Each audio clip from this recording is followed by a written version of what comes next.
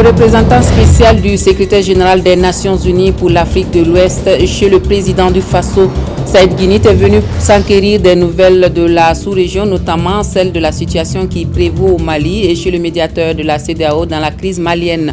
Le Premier ministre sur le site du barrage de Samandeni, les travaux avancent difficilement et Luc Adolphe Thiaw veut se faire une idée de l'évolution du chantier de construction de cette infrastructure majeure de développement au Burkina. En Centrafrique, c'est le retour progressif de la sécurité 4 mois après le coup d'État qui a renversé le régime de Bozizé. La vie semble reprendre son cours normal. Ce sont les titres qui seront développés pour vous dans cette édition de l'actualité sur la télévision de Burkina. Bonsoir à tous et merci de votre attention. Nous ouvrons donc ce journal par le carnet d'audience du président du Faso. Le 43e sommet ordinaire de la CEDEAO à Abuja a passé en revue la situation politique et sécuritaire qui prévaut dans la sous-région et pris d'importantes décisions pour la résolution des crises dans l'espace communautaire. Le représentant spécial du secrétaire général des Nations Unies pour l'Afrique de l'Ouest était ce matin chez le président du Faso pour prendre des nouvelles, notamment du Mali, de la Guinée-Conakry et du Togo, où des élections se préparent. Saïd Guinit, à sa sortie d'audience, confie l'essentiel de son entretien avec Blaise Compaoré. Nous l'écoutons au micro de Nyarki Teda. J'ai discuté avec M. le Président de ces questions ainsi que d'autres situations dans la sous-région. Nous avons évoqué évidemment la situation au Mali et qui se passe, et je crois que les choses vont dans la bonne direction au Mali. Nous sommes réjouis de ce que l'accord conclu sous les auspices du président sur la question sur Kidal a permis au Mali d'avancer et d'entamer l'organisation des élections dans de meilleures conditions. Nous avons également évoqué l'initiative en cours par la CEDEAO d'aider les Togolais à créer les conditions propices pour aller vers des élections législatives apaisées. J'ai informé le président de mes efforts personnels en tant que membre du collège des facilitateurs en Guinée. Et comme il a été associé en tant que médiateur pendant la transition, donc je lui ai parlé un peu de ses efforts et je lui ai dit aussi toute ma confiance dans l'accord qui a été signé le 3 juillet en Guinée et qui a créé les conditions pour aller vers des élections législatives apaisées, aussi à l'instar de ce qui se passe au Togo. Nous nous sommes réjouis du fait que sur le front de la piraterie, il y ait eu un sommet à Yaoundé qui met en place un dispositif pour faire face à ce fléau. Sur le plan de la situation au Sahel, nous sommes réjouis du fait que les choses ont tendance à se calmer, notamment avec les progrès sur le Mali. Et nous avons sur tout ça donc échangé et j'ai pu bénéficier des conseils avisé, comme à l'habitude du président du Faso. Le président du Faso, désigné par ses pairs pour le suivi des questions d'intégration régionale, le tarif extérieur commun a été l'un des points qui a suscité débat au 43e sommet de la CEDEAO, sommet qui a convenu d'accélérer le processus pour un développement réel dans l'espace communautaire. À Abuja, les dirigeants ouest-africains ont fait le tour complet de la situation sécuritaire, politique et économique dans la sous-région et pris des décisions importantes. Voici les principales résolutions de cette session ordinaire que nous proposent Salif Belem et Aboubakar Sagnon. La 43e conférence des chefs d'État et de gouvernement de la CEDEAO s'est achevée sur une note de satisfaction en ce qui concerne les questions de paix et de sécurité. Les dirigeants de l'organisation régionale se sont félicités de l'évolution positive de la situation au Mali, un pays dont une partie était occupée par des groupes séparatistes et par des terroristes. Ils ont salué l'intervention des troupes françaises et africaines qui a permis au Mali de retrouver son intégrité territoriale. Le rôle déterminant de l'accord de paix de Ouagadougou, obtenu grâce à la médiation du président Compaoré, a été reconnu et salué par la conférence. Pour le Mali, naturellement, les chefs d'État se sont félicités de la transformation de la MISMA en MINUSMA et félicité les pays contributeurs de troupes, dont le Burkina Faso, pour le maintien de la paix au Mali. les chefs d'État ont surtout félicité le président du Faso, médiateur de la CEDEAO pour le Mali, qui a réussi à faire signer le 18 juin, vous vous souviendrez, l'accord préliminaire qui permet aujourd'hui que la situation se normalise au nord, en particulier à Kidal, et qui permet que les élections puissent se tenir. En ce qui concerne la Guinée-Bissau, Alassane Dramane Ouattara, président en exercice de la CEDEAO, a invité le groupe de contact à se réunir pour lever les sanctions qui frappent ce pays. Le président ivoirien a également souhaité que les États membres de la CEDEAO soutiennent et accompagnent la Guinée-Bissau dans sa transition vers les élections présidentielles prévues le 24 novembre 2013. Les chefs d'État et de gouvernement se disent satisfaits de l'avancée des discussions entre les différents acteurs politiques en Guinée-Conakry et au Togo, deux pays qui s'apprêtent à organiser des élections législatives. Au plan économique, les discussions ont porté sur les tarifs extérieurs communs. L'adoption de cette mesure se fera lors du sommet extraordinaire qui se tiendra à Dakar au Sénégal le 24 octobre 2013. Au chapitre intégration régionale, la conférence a salué la réalisation des postes de contrôle juxtaposés. Pour accélérer le processus d'intégration, le président du Faso, Blaise Compaoré, a été désigné par ses pairs pour le suivi de cette question. 11 chefs d'État sur les 15 que compte la communauté ont effectivement pris part aux travaux de cette 43e session ordinaire des chefs d'État et de gouvernement de la CEDEAO. Au Burkina Faso, le Premier ministre à nouveau sur le site du barrage de Samandeni, une sortie qui fait suite à celle effectuée en avril dernier et dont le but est de constater l'évolution du chantier et s'assurer que les goulots d'étranglement sont levés. Tout laisse à croire que les délais de juin 2014 seront respectés. Drissa Seri. Cette sortie sur le chantier du barrage de Samandeni intervient dans un contexte encourageant. De manière visible, on constate une évolution dans l'exécution des travaux. Le chef du gouvernement en profite et passe en revue les différents postes de travail et les différentes étapes d'évolution du chantier. Avec la paroi moulée, les choses vont crescendo. En effet, les travaux de cette paroi conditionnent l'évolution des travaux de remblai des rives. La vidange de fond en cours de bétonnage permettra de dévier les eaux du fleuve Moun pendant la saison sèche. La réalisation de la centrale électrique et la construction des digues avancent à grands pas.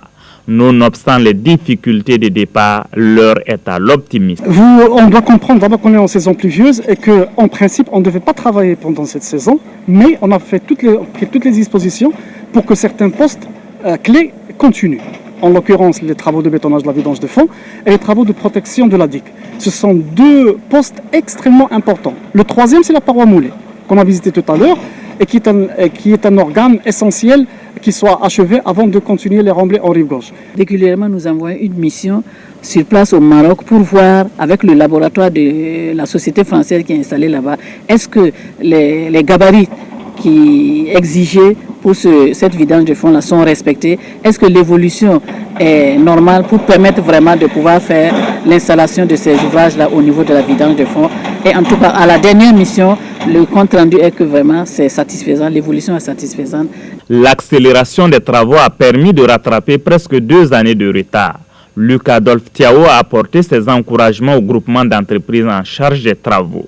À son niveau, l'évolution notable constatée laisse croire que le chantier sera achevé d'ici juin 2014. Les travaux avancent, je pense, aujourd'hui à notre satisfaction. Nous sommes ici derrière la digue, côté aval. Et aujourd'hui, c'est près de 1200 mètres de digue qui est déjà en place. Et les travaux avancent normalement. Il y avait également aussi un des aspects de cet ouvrage qui était très important. Il y a donc d'abord les ouvrages bétonnés qui permettent donc de canaliser les eaux. Ce sont des ouvrages qui demandent un tonnage en ciment extrêmement important et très très très difficile. Et j'ai constaté avec satisfaction que les techniciens ont réussi donc à monter une partie de cet ouvrage. Et vous avez pu également voir les images. Je crois que c'est un travail vraiment d'Hercule. Pour l'entreprise, le taux d'exécution des travaux varie de 35 à 40%. Son objectif est de faire en sorte que la tendance soit maintenue, voire améliorée. Malgré le problème de déboisement qui reste une préoccupation actuelle, les acteurs s'engagent à livrer l'ouvrage dans les délais. Les contours de l'axe Ouagadougou-Bangkok se dessinent petit à petit. Le Burkina Faso souhaite que la Thaïlande investisse davantage au pays des hommes intègres. Le voyage du chef du gouvernement burkinabé en 2012 en Thaïlande s'inscrivait dans cette perspective. La suite a été évoquée hier au Premier ministère par Luc Adolphe Diao et le consul de Thaïlande. Le diplomate thaïlandais à sa sortie d'audience à propos de ces échanges, donc au micro de Amadou Marcel To. This trip, actually, we have two objectives.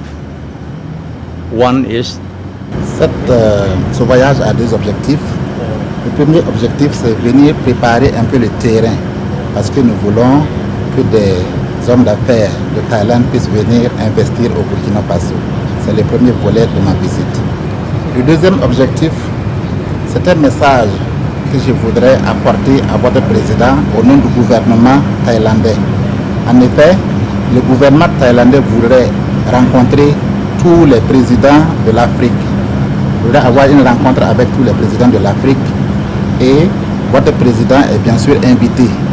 Donc je voudrais, de façon non officielle, venir lui transmettre ce message, car la lettre officielle suivra après.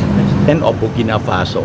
So I'm here to carry an unofficial message to pass to your president. La Banque mondiale met à la disposition du gouvernement burkinabé 50 millions de dollars américains au profit du projet Emploi Jeunes et Développement des compétences, un projet destiné essentiellement à la jeunesse déscolarisée. La convention a été signée hier. Oswald Gaëtan Segueda, Sylvestre Da. Des paraphes qui matérialisent un accord de financement entre le Burkina Faso et la Banque mondiale. Le montant, 50 millions de dollars américains, soit environ 25 milliards de francs CFA. Comme vous le savez, l'emploi est au cœur du développement de chaque pays.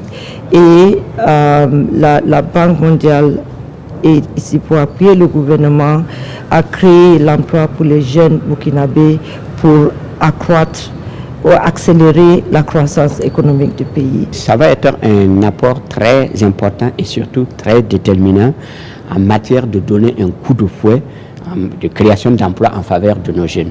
Vous voyez que le chômage frappe de plein fouet la frange jeune de notre population. Le gouvernement fait déjà des efforts à travers des fonds nationaux, à travers un programme spécial qui vient d'être recadré, renforcé, tout. Mais cet apport-là va venir en fait accélérer ce secteur-là. Le financement de ces projets va contribuer à la mise en œuvre de la SCAD en sa deuxième composante relative au développement des ressources humaines. Un autre projet financé par la Banque mondiale et qui est exécuté depuis 2010 au Burkina Faso, le projet d'amélioration de la productivité agricole et de la sécurité alimentaire. La revue à mi-parcours du PAPSA a permis d'apprécier ses performances globales et de définir de nouvelles orientations pour une mise en œuvre plus efficiente. Les parties prenantes ont présenté les résultats de ce bilan partiel à la presse. Ernest Kambiri. Le PAPSA, le projet d'amélioration de la productivité agricole et de la sécurité alimentaire, est exécuté depuis 2010 au profit des petits producteurs burkinabés pour booster l'agriculture, l'élevage et valoriser les produits forestiers. À mi-parcours, le PAPSA, c'est aujourd'hui plus de 7000 hectares de bas-fonds aménagés, plus de 6000 hectares de sites anti-érosifs réalisés en haute terre et plus de 8000 fosses fumières réalisées dans les 13 régions agricoles couvertes. En matière d'élevage et de gestion de l'environnement, des unités de démonstration ont été réalisées et des produits forestiers non lignés ont été valorisés. Autre acquis du projet, après 3 ans de mise en œuvre, le renforcement des capacités des producteurs et acteurs d'appui conseil des 3 départements concernés. Au total, près d'1 milliard de francs CFA a été mobilisé pour assurer les différentes formations. Il y a juste un an, il était un peu difficile d'imaginer qu'on atteindrait les résultats que certains d'entre vous ont pu voir sur le terrain. Il s'agira effectivement de consolider déjà ces acquis et de voir comment diffuser les bonnes pratiques que nous avons pu obtenir déjà à mi-parcours. Le PAPSA à mi-parcours, c'est donc un grand nombre de petits producteurs touchés à travers une série d'actions et de réalisations pour les aider à améliorer la productivité agricole. des acquis et des résultats engrangés que la mission de la Banque mondiale a apprécié à sa juste valeur, même si des recommandations pour aider à améliorer l'exécution future du projet ont été formulées.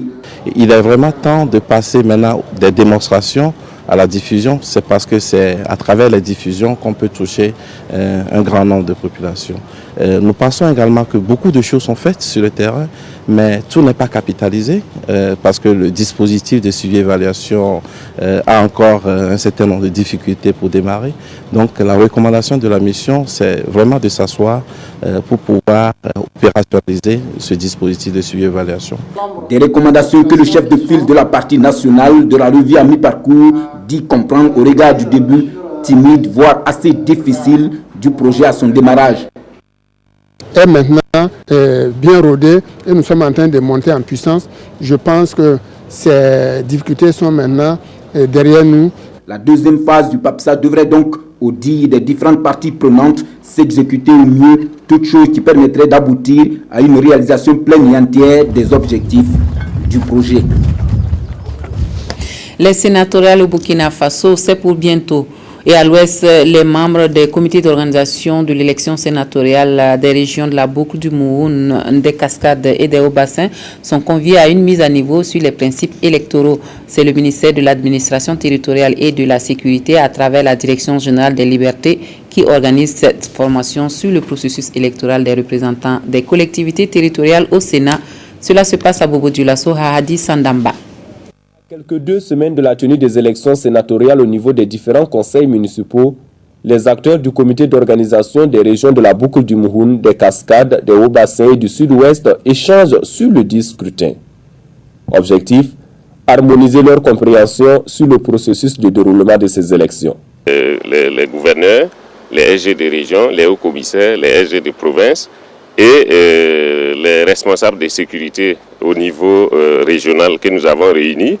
Et tous ces personnels-là interviennent dans les circuits de l'organisation de ces élections. Donc il était important que nous puissions nous retrouver pour être sur la même longueur d'onde, comme on dit. Ce qu'on va partager avec les autres, c'est d'abord comment est-ce que les membres des bureaux de vote vont être choisis, par exemple. Et comment est-ce qu'il faut conduire le processus de proclamation des résultats? Parce que la proclamation des résultats a lieu au niveau de la région d'abord, avant d'être proclamée au niveau national. Prévu pour se tenir le 28 juillet prochain sur toute l'étendue du territoire, l'élection des représentants des collectivités territoriales au Sénat se fera au suffrage universel indirect. Elle ne concerne naturellement que les conseillers municipaux qui sont éligibles et électeurs. Les élections consulaires, elles démarrent ce dimanche 21 juillet dans toutes les 13 régions de Burkina. Les opérateurs économiques iront élire leurs représentants à l'Assemblée consulaire de la Chambre de commerce et d'industrie de Burkina. Le président de la commission d'organisation fait le point du déroulement du scrutin. Ces propos sont recueillis pour nous par Ismaël Diloma Sirima. Troisième du genre dans la vie de la Chambre de commerce et d'industrie du Burkina Faso, ces élections consulaires se dérouleront dans les 45 provinces de notre pays. Le nombre de sièges passe ainsi de 85 à 123. À l'issue du recensement électoral, 4 979 dossiers ont été réceptionnés et soumis à l'examen des membres de la Commission de contrôle des listes électorales, CCLE, qui ont validé l'inscription de 4 442 opérateurs économiques. Les bureaux de vote s'ouvriront de 6h à 18h sans discontinuer. En rappel, seuls les opérateurs économiques inscrits sur les listes électorales ou munis d'une ordonnance prescrivant leur inscription sur ces listes sont autorisés à voter. La télévision nationale qui prépare activement son 50e anniversaire pour ce 5 août veut revoir sa grille de programmes et ses offres de services pour satisfaire au mieux les téléspectateurs. La nouvelle politique commerciale et de marketing de la chaîne nationale a fait l'objet d'un déjeuner de travail ce matin, occasion pour les responsables de la télévision du Burkina de présenter les nouvelles orientations de la chaîne aux partenaires. Éléonore Ouedraogo. Radio Burkina On n'a pas oublié la jeunesse. Face à ses partenaires, la radiodiffusion-télévision du Burkina expose sa nouvelle politique commerciale et marketing. Entre réorganisation de la grille des programmes de la télévision et de la radio et la mise en place des RTB régions, la radiodiffusion-télévision du Burkina veut améliorer l'offre de services pour mieux conquérir les téléspectateurs, les auditeurs et les partenaires. Ainsi, le journal des régions sera désormais proposé du lundi au vendredi à 12h30 et 19h30 et les programmes des RTB régions seront repris sur la web diffusion qui entend offrir de nouvelles prestations en ligne pour plus de visibilité des émissions de la RTB. Nous essayons d'adapter la communication ou l'offre de communication à la demande actuelle. Vous savez qu'il y a beaucoup de questions qui se posent et beaucoup d'acteurs parlent de l'inaccessibilité au coût de la télévision publique. Et il faut qu'on arrive à faire des péréquations pour faire en sorte que les petites et moyennes entreprises puissent accéder à nos offres, que les secteurs informels puissent accéder à nos offres, mais aussi que des acteurs de notre démocratie comme les associations de la société civile ou aussi les acteurs politiques puissent accéder à nos offres à moindre coût. Et pour ce faire, la nouvelle émission RTB Matin, qui sera proposée très prochainement sur la télévision nationale du lundi au vendredi de 6h à 9h, sera une véritable vitrine pour les partenaires. C'est un vrai créneau de visibilité pour les partenaires. Nous avons l'agenda, nous avons la vitrine, nous avons le shopping, espace shopping où les partenaires pourront donner de la visibilité à leurs produits. Ce sera du direct où on pourra faire des commentaires, des expérimentations. En tout cas, je pense que la grille de programme, toutes les trois grilles de programme RTB2, région, radio, télé, sont refaites pour donner plus de visibilité à nos activités, à nos productions. Le ministre Arthur Kafando, parrain de cette nouvelle politique commerciale, entend tout mettre en œuvre pour accompagner la RTB. Ma venue et le soutien que nous devons apporter en tant que ministre en charge de l'industrie et du commerce, parce que la télévision c'est une industrie culturelle et de médias, et aussi dans un volet de commerce, c'est d'abord leur donner l'accompagnement, c'est les encourager et dire que s'il y a un besoin d'avancement de capacité, nous pouvons voir avec la maison de l'entreprise pour les accompagner dans ce volet et être un parrain qui est à l'écoute des activités de la radio-télévision de Burkina. La vision d'améliorer la qualité de l'offre des prestations de la RTB s'inscrit dans le cadre de la commémoration du 50e anniversaire de la télévision. Un jubilé d'or qui, selon les premiers responsables de la chaîne, devra servir de tremplin pour une véritable reconquête d'une audience plus forte et représentative de toutes les composantes socio-professionnelles et culturelles. Et le processus des RTB2 qui prend son envol cette année et la mise en marche des démembrements de la chaîne nationale dans les différentes régions effectives. Depuis ce matin, les directeurs ont reçu véhicules et matériels de production et de diffusion. Ce sont donc des RTB2 désormais fonctionnels qui vont jouer pleinement leur rôle dans le processus de décentralisation au Burkina Faso. Salinana. C'est l'aboutissement d'un processus entamé en 2010 avec la création de la RTB2 au bassin. Cette présentation de véhicules et de matériel de production audiovisuelle prête à rejoindre les centres de production et de diffusion des 13 régions du Burkina et c'est le début des activités pour renforcer les capacités de production de la radiodiffusion télévision du Burkina. Au-delà des reportages, les équipes mises en place doivent aussi œuvrer à accroître le niveau de développement des régions à travers des productions en langue nationale. 13 régions, 13 documentaires en moyenne par an. Pour nous, c'est 52 documentaires qui devraient venir nourrir la grille. Mais à travers le croisement RTB2 et les nationales, c'est la radio Burkina et la télévision de Burkina, les vocations nouvelles se dessinent. Pour la RTB2, une vocation locale, régionale, à l'échelle très proche des populations, avec une vocation de proximité. Au niveau de la radio et de la télévision de Burkina, c'est de nouvelles vocations qui vont se confirmer, une vocation plus nationale et internationale. Nous attendons fondamentalement que ces RTB2 puissent parler aux citoyens du Burkina dans leur langue, puissent être en fait le miroir de leur société. c'est fondamental.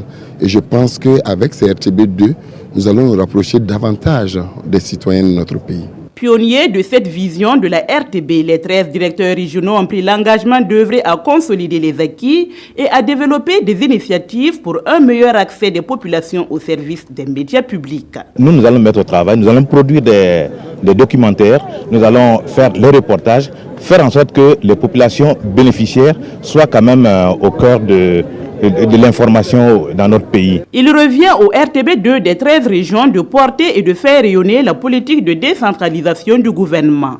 Ce déploiement des centres de production radio-télé allie désormais l'information de proximité et le développement local. La participation citoyenne est l'une des conditions de réussite de notre processus. Donc nous sommes en réalité les bénéficiaires et nous allons nous engager avec le ministère de la Communication à faire en sorte que ces RTB2 atteignent les objectifs qui sont l'information de proximité, la sensibilisation au cœur même des populations. Cette réorganisation de la RTB, qui concourt également au développement du Burkina tout entier, a bénéficié du soutien financier du département des finances. Nous avons, par notre accompagnement, participé à la mobilisation des ressources financières nécessaires pour l'acquisition des matériels roulants, également pour l'acquisition également du matériel technique pour pouvoir mettre en œuvre et faire fonctionner ces RTB dans les 13 régions. La distribution du matériel roulant et de production intervient en fonction des besoins de chaque localité. Ce vendredi 19 juillet 2013 restera donc gravé dans les annales de la radiodiffusion-télévision du Burkina. Le ministère de la Communication qui reçoit 80 nouvelles compétences. Les nouveaux diplômés de l'Institut des sciences et des techniques de l'information et de la communication se disent prêts à servir partout où l'on aura besoin d'eux. La sortie de cette 25e promotion de l'ISTIC est intervenue hier. C'est Sylvestre Da.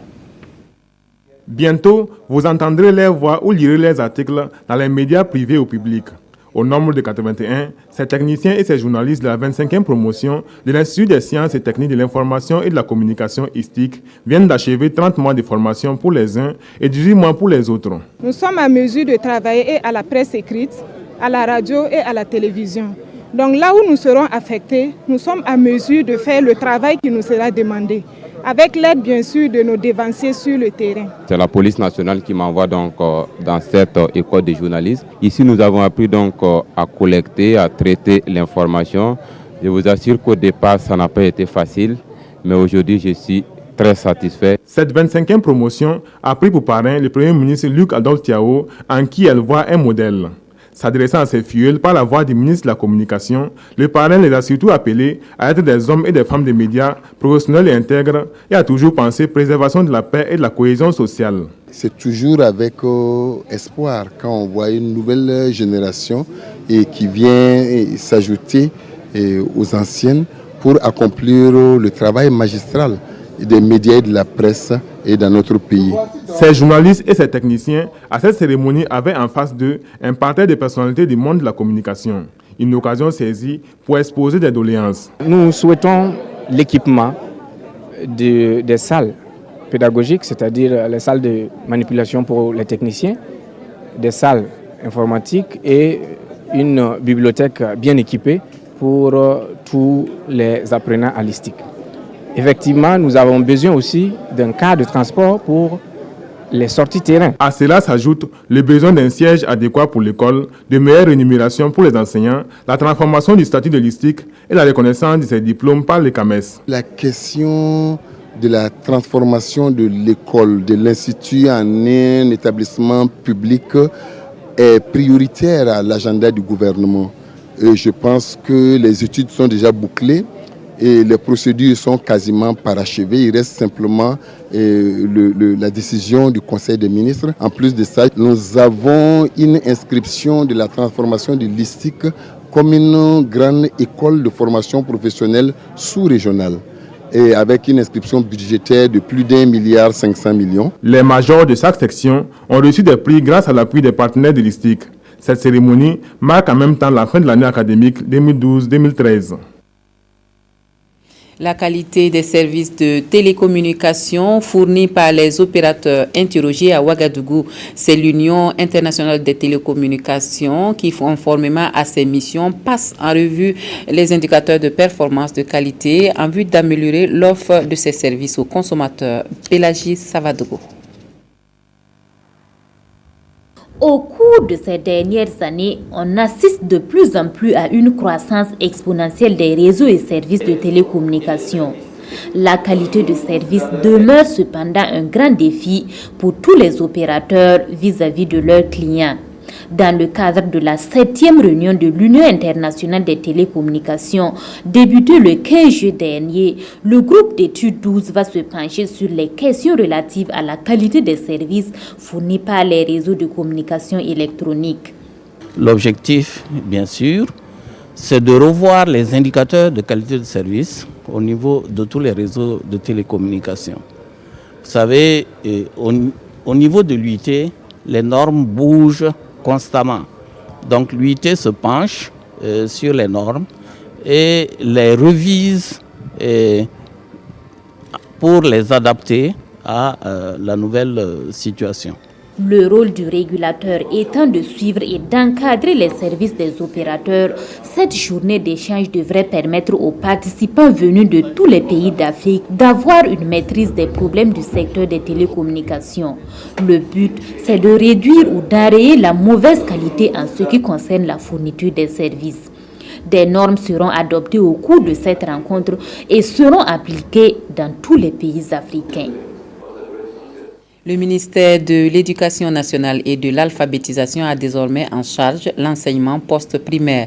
L'information se doit d'être largement diffusée par les 3 départements de l'Éducation nationale, des enseignements secondaires et supérieurs et de l'action sociale. Une formation a eu lieu dans ce sens. Yolande Lompo. Désormais, l'éducation préscolaire et l'enseignement post-primaire échoient au ministère de l'Éducation nationale qui s'occupera de l'organisation pratique du BEPC dès la prochaine rentrée scolaire. Ce transfert participe de la volonté du gouvernement visant à résoudre le problème de goulot d'étranglement constaté lors du passage de la classe de CM2 à celle de 6e. Les enjeux sont multiples et les différents acteurs impliqués devront se donner la main en vue de l'opérationnalisation d'un continuum d'éducation de base. Aujourd'hui, il est impensable que dans l'éducation, soit en réalité, le problème de l'éducation soit réglé de façon disparate. Donc, nous travaillons à faire en sorte que le sortant de la classe de CM2 puisse accéder au poste primaire immédiatement. Et pour cela, nous envisageons la possibilité de constituer ce qu'on appelle les complexes d'éducation de base qui vont en réalité regrouper les 3 niveaux d'éducation sur un même site, et le préscolaire, le primaire et le post-primaire, pour constituer ce que nous appelons le continuum d'éducation de base. Au cours de cette rencontre annuelle des formateurs permanents des ENEP, l'on reviendra sur les raisons du choix du MENA comme bénéficiaire de ces transferts et la question de la mise à la disposition du MENA du personnel en service dans les collèges d'enseignement général. Et d'ores et déjà, l'on prévoit un recrutement supplémentaire d'enseignants, la construction de nouvelles infrastructures et le renforcement des capacités du personnel enseignant du primaire titulaire de diplômes universitaires pour les reverser dans les CEG afin de relever ce défi. Et au chapitre célébration de l'excellence à l'école primaire de ce journal, je vous invite à découvrir ceux-là même qui se sont illustrés par la qualité de leur travail durant cette année scolaire dans la région du centre. C'est à la Maison du Peuple de Ouagadougou qu'ils ont reçu récompenses et félicitations. Au total, plus d'une 60aine d'élèves, éducateurs et écoles ont eu droit à des honneurs cette année. C'est 12 ans, Yolande Lompo. 60 meilleurs élèves, c'est la cuvée de cette 9e édition du concours de l'excellence à l'école primaire. Une initiative du ministère de l'Éducation nationale et de l'alphabétisation visant à promouvoir la culture de l'excellence à l'école primaire. C'est donc tout naturellement que les 40 meilleurs élèves des classes de CM1 reçoivent chacun un sac et les 20 autres admis au certificat d'études primaires gagnent chacun un vélo. Aujourd'hui, vous avez vu des moyennes qui vont jusqu'à 165 points, 170. C'est-à-dire déjà que les enfants ont pu vraiment travailler. Et c'est l'occasion vraiment pour moi de féliciter en tout cas Madame le ministre de l'enseignement de base et le gouverneur de cette belle organisation. Et je pense qu'au niveau national, nous allons en tout cas faire en sorte que les enfants puissent en tout cas avoir de très bonnes moyennes afin d'accéder bien sûr au secondaire. Les meilleurs maîtres et les meilleures écoles ont vu également leurs efforts récompensés. Le plus gros lot est revenu aux meilleurs enseignants de la région de la circonscription de l'éducation de base de Komsilga. Il repart avec une moto. Il y a les prix pour les élèves du CM1 qui se préparent pour le CM2. Il y a les prix des élèves du CM2 qui ont eu le CEP. Et il y a les prix pour les enseignants, les prix pour les encadreurs pédagogiques aussi qui ont bataillé durant toute l'année scolaire pour que nous aboutissions à ces résultats-là. Le gouverneur de la région du centre, président de la cérémonie, a félicité les lauréats et a invité l'ensemble des acteurs du système éducatif de sa région à œuvrer davantage pour des résultats meilleurs. Rendez-vous est pris pour 2014. Et le rendez-vous du prochain sommet de la francophonie, c'est en 2014 à Paris. La Commission nationale de la francophonie, qui entend jouer pleinement sa partition dans la promotion de la langue française, prépare activement l'événement à Ouagadougou. Une rencontre a eu lieu en prélude donc à ce sommet, à cette fête de la francophonie. Abdul Rasmane Zongo. Au centre névralgique de la diplomatie burkinabé, partenaires, amis de la langue de Molière et acteurs de la Commission nationale pour la francophonie sont en assemblée générale à AG, dont voici les tenants et aboutissants. Après la mise sur pied de la Commission nationale pour la francophonie, il faut tenir une assemblée générale qui est un organe consultatif pour préparer le terrain en vue d'éplucher certains dossiers qui seront examinés par la conférence des ministres de la francophonie et le sommet de la francophonie de 2014. Donc nous avons rappelé cela à nos partenaires qui sont les ministères et institutions en plus des opérateurs de la francophonie pour venir avec nous et nous allons voir comment préparer les prochaines échéances de la francophonie institutionnelle basée à Paris. Les travaux de cette AG se pencheront également sur des thématiques relatives à la paix, à la démocratie, à l'usage des technologies de l'information et de la communication par la jeunesse, à la promotion de la langue de Molière, de plus en plus en perte de vitesse face à la langue de Shakespeare. À Kaya, il a suffi d'un coup de fil pour mettre fin aux agissements d'un présumé cambrioleur. Le présumé délinquant et son complice sont tombés dans les filets donc de la brigade territoriale de gendarmerie de Kaya qui les a par la suite présentés à la presse. Maxime Zongo. Ce jeune homme de 20 est le présumé auteur de cambriolage et de nombreuses tentatives de vol. Un appel anonyme a permis aux éléments de la brigade territoriale de gendarmerie de Kaya de mettre la main sur lui et son complice receleur. Nous l'avons ramené à la brigade. Ainsi donc, quand il est arrivé, il continuait de nier les faits. Heureusement, on est tombé. Il y a un des appareils qui faisait l'objet de vol. Au niveau du fichier de la brigade de recherche, à ce niveau, nous sommes tombés encore sur les mêmes déclarations faites par les victimes. Les principales cibles de ce présumé délinquant sont les fonctionnaires de la localité. Il s'agit de ceux qui habitent seuls et qui se rendent à Ouagadougou les week-ends. Les samedis matins, de 8h à 9h, il cible d'abord la cour. Il sait que le propriétaire est parti. Puis il arrive à l'aide d'une barre de fer qu'il a. Il ouvre la porte par le bas et il rentre. Nous lui avons demandé mais où se trouve ton butin. Il dit, bon, dès que lui il finit son opération, il ne rentre même pas chez lui avec. Il continue directement à la gare dans une des compagnies de transport avec son butin et il découle à Ouagadougou. C'est ainsi que le 1er juillet passé, nous avons fait un déplacement avec lui où il a conduit directement chez les receleurs. On a pu mettre la main sur les ordinateurs et les matériels que vous voyez. Selon le commandant de la brigade de gendarmerie de Kaya, les objets saisis seront remis à leurs propriétaires. Et pour lutter contre ces fléaux que sont la délinquance et l'insécurité, il appelle la population à une franche collaboration.